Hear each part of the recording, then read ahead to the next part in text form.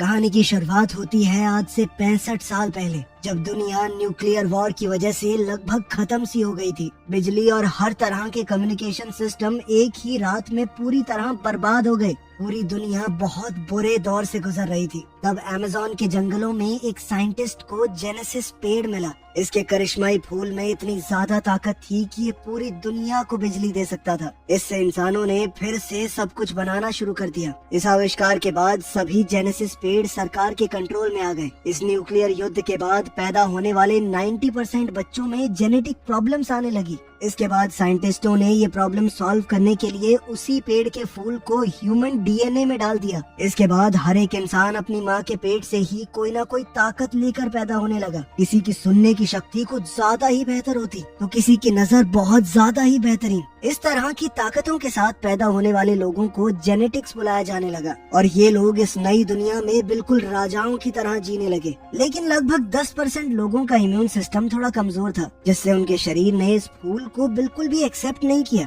इन लोगों को स्पेशल्स बोला जाने लगा और इन्हें सिर्फ छोटे मोटे काम दिए जाते, जैसे साफ सफाई, मेंटेनेंस वगैरह। अब हम जेनेसिस इंस्टीट्यूट में क्लोई को देखते हैं, जो इस वक्त एक स्टूडेंट बनकर क्लास ट्रिप पर गई है और उसका व्हील चेयर वाला पार्टनर लियोन सफाई करने वाला बनकर वहाँ आया। सबका ध्यान हटते ही लियोन ने एक डिवाइस की मदद से बंद दरवाजा खोला और प्राइवेट एरिया में घुस गया। मैप चेक करते ही उसे पता चला कि 2 गार्ड पास में ही खड़े हैं, तो उसने वहाँ पर एक छोटा चूहे जैसा खिलौना भेजा। गार्ड्स उसके पीछे गए, उसे पकड़ा तो उस चूहे के अंदर से स्लीप गैस निकली, जिससे दोनों गार्ड बेहोश हो गए। लियोन ने उनकी चाबियां ली, वेंटिलेशन सिस्टम तक गया और गैस का टैंक जोड़ दिया, जिसके बाद स्लीपिंग गैस ने पाइप्स के अंदर से जाकर साइंटिस्टों को सुला दिया। फिर उसने मास्क पहना और लैब में घुसने की कोशिश की, पर उसका कोड गलत निकला। उसने क्लोई को कॉल किया और सही कोड लाने को कहा। मेन लॉबी में क्लोई ने कुछ लड़कों को स्पेशल्स के बारे में बोलते सुना कि उन्हें तो मार देना चाहिए। क्लोई ने उनसे झगड़ा शुरू कर दिया। बाकी बच्चे भी उन्हें उकसाने लगे।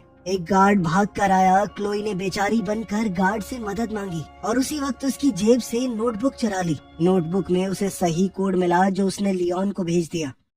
कोड मिलते ही लियोन जल्दी से लैब में घुस गया। उसने अपनी माँ की पुरानी घड़ी निकाली, जिसमें लिखा था कि हम सब एक हैं, हम सब बराबर हैं। ये पढ़कर उसे हिम्मत मिली। उसने एक लिवर खींचा, मशीन खुली और अंदर जेनेसिस ट्री था। उसने एक पुराना हथियार लिया और शीशे के अंदर छेद करना शुरू किया। लेकिन जैसे ही वो फूल तोड़ने लगा, पेड़ ने बहुत सारे स्पाइक शूट कर दिए और अचानक से अलार्म बजने लगा। लियोन ने फिर भी फूल को एक ब्लू कैप्सूल में पैक कर लिया। अनाउंसमेंट हुई कि ये बिल्डिंग अब लॉकडाउन में जा रही है और सबको जल्द से जल्द बाहर निकलना होगा। क्लोई लियोन का इंतजार करना चाहती थी, पर गार्ड्स ने उसे बाकी स्टूडेंट्स के साथ बाहर भेज दिया। किसी तरह किस्मत से लियोन भी समय रहते बाहर आ गया। बाहर लियोन ने जानबूझकर क्लोई को टक्कर मारी और उसका टेडी बियर नीचे गिरा दिया। उसने टेडी वापस देने से पहले कैप्सूल को टेडी के अंदर छुपा दिया। जब गार्ड्स ने लियोन की जेब चेक की तो उन्हें सिर्फ एक घड़ी मिली। उन्होंने घड़ी पर लिखी हुई बात का मजाक उड़ाया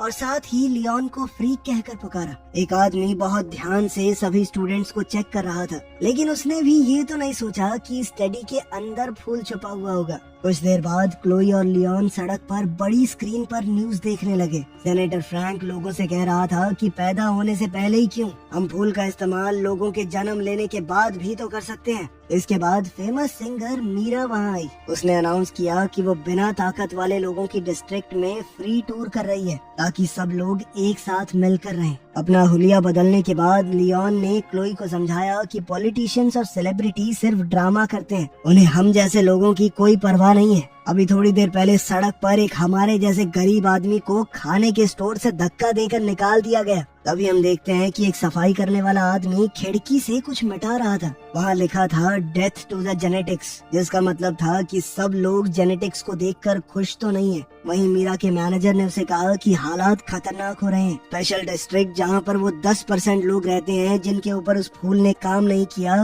वो पहले से बहुत रिस्की है और बहुत ज्यादा भीड़ आएगी, इसलिए ऑटोग्राफ सेशन को कैंसिल करना होगा। मीरा को ये बात बिल्कुल पसंद नहीं आई। उसने कहा कि ऐसे थोड़ी आएगी एकता, मुझे लोगों के सामने जाना होगा, उन्हें अपने जैसा महसूस करवाना होगा। उसने इवेंट को कैंसिल करने से मना कर दिया। क्लोई और लियोन जब घर जाने लगे तो स्पेशल डिस्ट्रिक्ट के गेट पर गार्ड्स ने उनकी आईडी चेक की। लियोन शॉपिंग करने गया तब क्लोई टीवी पर फ्रैंक का इंटरव्यू देख रही थी। अब फ्रैंक बोल रहा था कि उसने ऐसी दवाई बनाई है जिससे वो 10% लोग जिनके अंदर ताकत नहीं आई थी वो भी अब इस ताकत को महसूस कर पाएंगे। उन्हें भी अब बाकी सब जैसा बनाया जा सकता है। क्लोई ये देखकर बहुत खुश हुई, लेकिन लियोन ने कहा कि ये सब झूठ है। फिर वो दोनों अपने घर गए एक छोटी सी वर्कशॉप में। क्लोई वहाँ पौधे उगाती है और लियोन कुछ डिवाइसेस बनाता है। लियोन फूलों से वो हिस्से निकालता है जिनके अंदर ताकत है और उनकी मदद से अपाहिज लोगों के लिए खास तरह के प्रोस्थेटिक्स बनाता है ताकि वो लोग भी एक आम जिंदगी जी सकें। क्लाइंट्स के पैसों से उनका रोज का गुजारा हो जाता है। क्लाइंट्स का काम खत्म होने के बाद एक आदमी ने जेनेटिक डिस्ट्रिक्ट से कॉल किया और कहा कि मुझे कुछ ठीक करवाना है। क्लोई ने मना कर दिया, ये कहकर कि हम लोग कहीं जाके ठीक नहीं करते, दुकान पे ही आना पड़ेगा आपको। और जब लियोन ने सुना कि वो आदमी 3 गुना पेमेंट देगा तो उसने कहा कि कोई नहीं, आ जाएंगे। क्लोई डर गई क्योंकि ये थोड़ा इलीगल काम था। लियोन ने उसे समझाया कि मुझे सारा रास्ता पता है, कहाँ पे गार्ड्स हैं कहाँ पे नहीं, वो किसी को भी पता लगे बिना अंदर जा सकता है। अब वो दोनों एक महंगे से रेस्टोरेंट में पहुँचे जहाँ कुक ने उन्हें पीछे के दरवाजे से अंदर लिया। वो कुक भी उन्हीं की तरह था। उसके पास एक मैकेनिकल सूट था जो उसे चलने में मदद करता है, अपाहिज होने के बाद भी। अचानक एंटी जेनेटिक्स नाम की गैंग मेन दरवाजा तोड़कर अंदर घुस गई और उन्होंने बिजली भी काट दी। लियोन ने सूट ठीक करने का काम पूरा किया। कुक ने कहा कि मैं देख कर आता हूँ बिजली कैसे चली गई, साथ ही आपके पैसे भी ले आऊंगा। गैंग ने अब रेस्टोरेंट को तोड़ना शुरू कर दिया और खास शक्तियों वाले इंसानों को मारना भी। कुछ ही मिनटों में बहुत से टेबल्स टूटे पड़े थे और बहुत सारी लाशें जमीन पर थी। फिर गैंग का लीडर दीवार पर कुछ लिखने लगा। इतने में कुक वापस किचन में आया। उसके शरीर पर खून लगा हुआ था। उसने अपनी आखिरी सांसें भरते हुए क्लोई और लियोन को बताया कि बाहर क्या हो रहा है और फिर दम तोड़ दिया। अब क्लोई और लियोन ने भागने की कोशिश की, लेकिन पीछे के दरवाजे पर ताला लगा हुआ था। अब उन्हें यहाँ से भागने के लिए कुछ तो दिमाग लगाना पड़ेगा। लियोन ने क्लोई से कहा कि कुक का मैकेनिकल सूट पहनने में मेरी मदद करो। कुछ मिनट बाद 2 गैंग वाले किचन में आए। उन्हें सिर्फ मरा हुआ कुक ही दिखाई दिया क्योंकि क्लोई और लियोन छुपकर बैठे थे। वो लोग दीवार पर कुछ लिखते हुए बात कर रहे थे कि कल एक छोटा शो होगा और अगले दिन बहुत बड़ा काम। एक गुंडे ने अपने कुछ आइडिया देने की कोशिश की, लेकिन बॉस ने उसे चाकू दिखाकर धमकाया कि प्लान में कोई बदलाव नहीं होगा, ठीक है। एक आदमी ने एक कागज गिरा दिया और क्लोई ने उसे उठाया। पुलिस की आवाज आई तो गुंडे निकल गए। अचानक लियोन के सूट ने कंट्रोल छोड़ दिया। सूट ने खुद ब खुद उसे खड़ा कर दिया और काउंटर पर फेंक दिया। दोनों आदमी उसके पीछे आए तो लियोन ने बर्तनों और गर्म पानी का इस्तेमाल करके उनसे लड़ाई की। लड़ाई के दौरान बॉस का मास्क हिल गया और उन्हें उसका चेहरा दिख गया। गुंडों ने लियोन को काउंटर पर दबा दिया और क्लोई उसे बचाने कूद पड़ी। फिर लियोन ने गुंडों के ऊपर आटा फेंका और जल्दी से वहाँ से निकलने की सोची। अब वो क्लोई के साथ एग्जिट की तरफ भागने लगा। सूट की ताकत से लियोन ने दरवाजा तोड़ दिया और वो दोनों वहाँ से बाहर निकल गए। बाहर लियोन को सूट में चल पाना बड़ा मुश्किल सा हो गया तो क्लोई उसे संभाल कर एक गली में ले गई। पुलिस की गाड़ियाँ पास से निकल गई पर उन दोनों को नहीं देख पाई। क्लोई ने हिसाब लगाया कि सूट की टांग थोड़ी टूट सी गई है, इसीलिए वो लियोन को घर तक सहारा देते हुए ले गई। अगले दिन रिपोर्टर्स ने पूरा केस दिखाया और फिर सिक्योरिटी कैमरास के एक फोटो में लियोन और क्लोई भी थे। अब मीडिया बातें फैलाने लगा कि शायद ये भी गैंग के लोग हैं। सारी इन्फॉर्मेशन निकाली गई ताकि पुलिस को भेजी जा सके। स्पेशल फोर्सेस के कैप्टन हजिज ने कहा कि ये बिना खास शक्तियों वाले लोगों का जो एरिया है ना, ये क्राइम का अड्डा बन चुका है। हम जल्द ही स्पेशल डिस्ट्रिक्ट के ऊपर रेड करेंगे। लियोन और क्लोई डर गए क्योंकि उन्होंने उसे पहचान लिया था। दरअसल वो उसी गैंग का लीडर है जिसका चेहरा उन्होंने पिछले दिन लड़ाई में देखा था। क्लोई ने वो कागज खोला और पता चला कि वो मीरा के कॉन्सर्ट का फ्लायर है जिसके अंदर एक छोटा सा मैप बना हुआ है। वो लोग समझ गए कि इस गैंग वाले लोग कॉन्सर्ट पर हमला करेंगे और इस बात के लिए दोषी हम जैसे लोगों को ठहराया जाएगा। लियोन डर कर सामान पैक करने लगा ताकि वो शहर छोड़ दे, पर क्लोई ने कहा कि हमें लोगों को बचाना होगा। सिर्फ हम दोनों हैं जिसे पता है हमला कहाँ होने वाला है। बहुत सारे निर्दोष लोग मरेंगे वहाँ पर, क्या हम ऐसा होने देंगे? इस पर लियोन ने कहा कि एक ऐसा आदमी जिसका नीचे का शरीर चलता नहीं और एक 12 साल की लड़की क्या कर लेंगे? ये सुनकर क्लोई रो पड़ी। उसने कहा कि भैया तुम खुद कर दो, और इतना कहकर भाग गई। लियोन चाहकर भी उसे रोक नहीं पाया। इसके बाद फ्लैशबैक में दिखाया जाता है कि एक जवान लियोन अपने पिता के ऑफिस में घुस गया था अपनी फाइल देखने के लिए। वहाँ उसे पता चला कि वो स्पेशल है। जैसे ही उसके पिता को पता चला कि उसका बेटा एक स्पेशल है, उसके पिता ने उसे वहीं पकड़ लिया। ये सब याद करके और अपनी माँ की घड़ी को देखकर लियोन ने फैसला किया कि उसे कुछ तो करना होगा।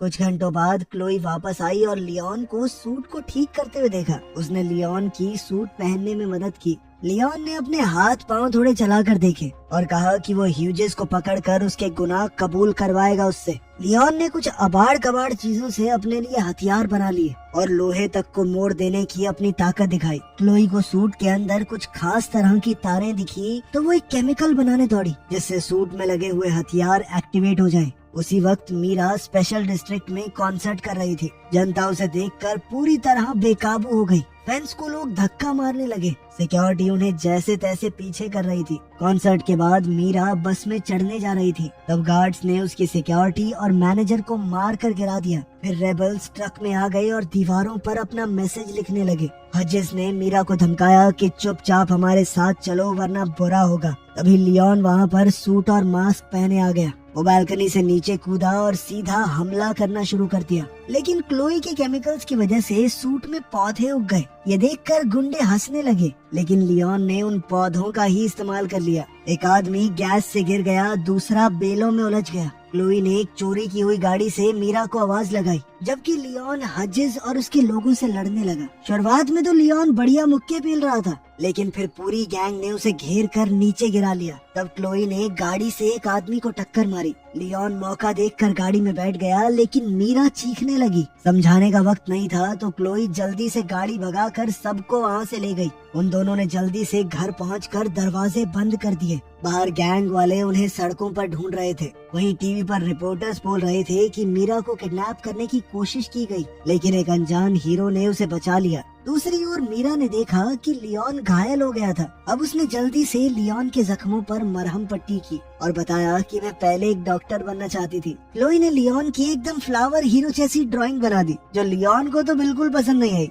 लेकिन मीरा ने कहा कि नहीं है तो बढ़िया। अब लियोन ने मीरा को हजेस का सच बताया। इस पर मीरा कहने लगी कि देखो अब मैं जल्द से जल्द घर जाना चाहती हूँ। कल मेरा एक इवेंट है फ्रैंक के साथ फैमिली सेंटर में। लियोन को लग रहा था कि एंटी जेनेटिक्स गैंग का अगला टारगेट फ्रैंक होगा। आज उन्होंने मीरा पर हमला किया था तो वो कल फ्रैंक पर जरूर करेंगे। ये गैंग जन्म होने के बाद लोगों में होने वाले एनहांसमेंट या बदलाव के खिलाफ थी। ये मानते थे कि जो जैसा पैदा हुआ है वो हो गया। मीरा इस सब के बारे में पुलिस को आगाह करना चाहती थी, पर लियोन ने मना कर दिया क्योंकि हजेस भी तो एक पुलिस कमांडर ही है। अब उन लोगों ने मिलकर आगे का प्लान बनाया।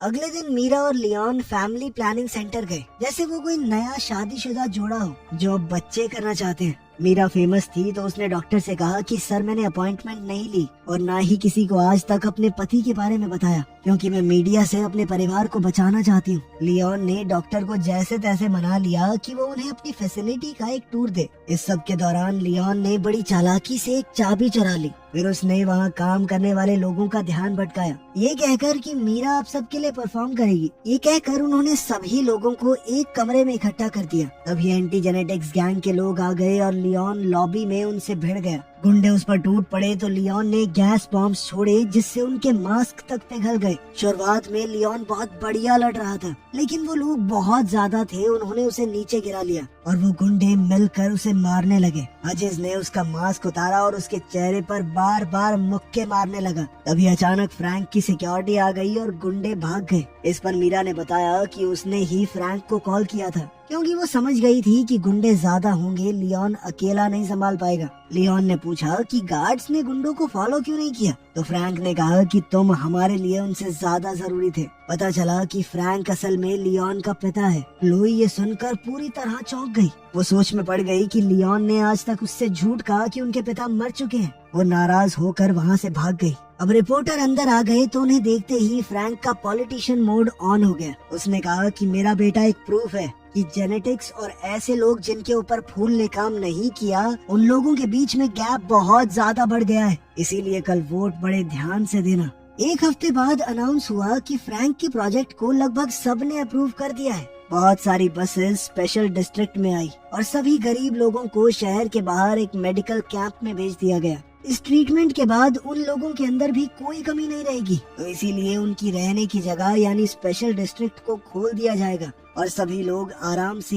एक साथ रहेंगे, कोई रोक टोक नहीं होगी बीच में। मेडिकल सेंटर में लियोन पूछने लगा कि क्लोई कहाँ पर है, लेकिन फ्रैंक ने बताया कि हम लोग उसे नहीं ढूंढ पाए। जब लियोन ने हजेस का नाम लिया तो फ्रैंक ने टॉपिक बदल दिया। उसने कहा कि तुम इस सब की चिंता मत करो, मैं बस तुम्हारा इलाज करना चाहता हूँ। लियोन ने याद दिलाया कि जब आपने माँ का इलाज करने की कोशिश की थी तो वो मर गई थी, याद है आपको? फ्रैंक ने माफी मांगी और ये माना कि मुझसे गलती हुई है। उसने बताया कि तुम्हारी माँ ने एक लेटर भी छोड़ा है, लेकिन मैं आज तक डर रहा था उसे तुम्हें देने से। जब तक मैं हिम्मत जुटा पाता तुमने घर छोड़ दिया था।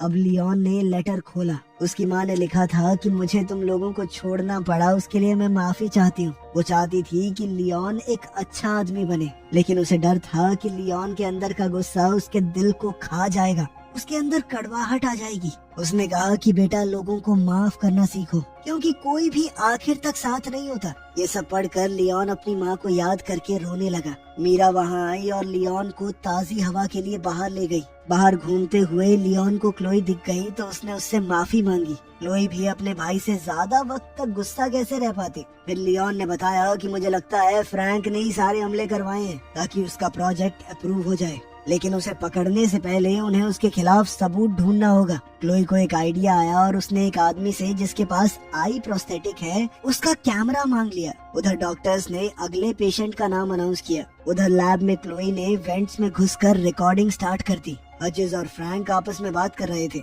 उनकी बातचीत से ये तो साफ हो गया कि उन दोनों ने मिलकर ही ये कांड किया है। अपने कुछ पेशेंट्स को बेहोश करते वक्त फ्रैंक अपना प्लान समझा रहा था। वो इन लोगों के दिमाग से खास तरह के जीन को निकालना चाहता था। फिर वो उस जीन को उन लोगों के अंदर इंजेक्ट करेगा जिनके अंदर खास ताकत थी। फ्रैंक इसे इंसानों का अगला एवोल्यूशन कह रहा था। फ्रैंक ने बताया कि इससे वो लोग और बेहतर हो जाएंगे, हमेशा जवान रहेंगे चाहे कोई भी उम्र हो। उसे स्पेशल्स यानी इन अपाहिज लोगों की कोई परवाह नहीं थी। इन लोगों का तो सिर्फ वो इस्तेमाल करना चाहता है उस जीन को निकालने के लिए। थोड़ी देर बाद क्लोई ने टेंट में सबको रिकॉर्डिंग सुनाई। मीरा रोते हुए वहाँ मौजूद सभी स्पेशल्स से माफी मांग रही थी, क्योंकि उसे इस बारे में कुछ नहीं पता था। लियोन ने अपनी माँ के मैसेज को दोहराया कि हम सब एक बराबर हैं, हमारे अंदर कोई कमी नहीं है, इंसान है हम भी।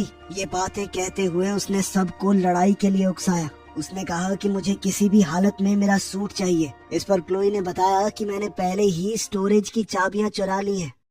अगले दिन फ्रैंक और कुछ नर्सेज लियोन के कमरे में आ रहे थे उसका इलाज करने के लिए। लियोन ने चद्दर के नीचे अपना सूट पहना हुआ था। उसने तुरंत अपने पिता को पकड़ लिया और नर्सेज से वो इंजेक्शन छीन लिया। फ्रैंक ने कहा कि मैंने ये सब तुम्हारे लिए किया है बेटा, मैं तुम्हारा इलाज करना चाहता हूँ। लेकिन लियोन ने कहा कि तुम एक हैवान हो और कुछ नहीं। अब लियोन ने उसे कमरे के अंदर बंद कर दिया। उसने क्लोई से थोड़ा बारूद लिया और सिक्योरिटी रूम की तरफ दौड़ने लगा। वहाँ मौजूद गार्ड से लड़कर उसने उन्हें गिरा दिया, लेकिन एक गार्ड ने जल्दी से अलार्म बटन दबा दिया ताकि सबको इस गड़बड़ी का पता चल जाए। उधर क्लोई ने कैमरा को कंप्यूटर से कनेक्ट किया ताकि वो पूरी रिकॉर्डिंग पुलिस को भेज सके सबूत के तौर पर। लियोन के जाने से पहले मीरा ने उसे किस किया और कहा कि लौट कर जरूर आना। उधर टेंट वाले एरिया में हजेस अपनी गैंग के साथ आ चुका है। लियोन और स्पेशल्स ने उन्हें घेर लिया और बहुत बड़ी लड़ाई शुरू हो गई। स्पेशल्स के पास सिर्फ बर्तन, पाइप्स जैसी नॉर्मल चीजें थी, लेकिन उनकी तादाद ज्यादा होने की वजह से लड़ाई बराबर की चल रही थी।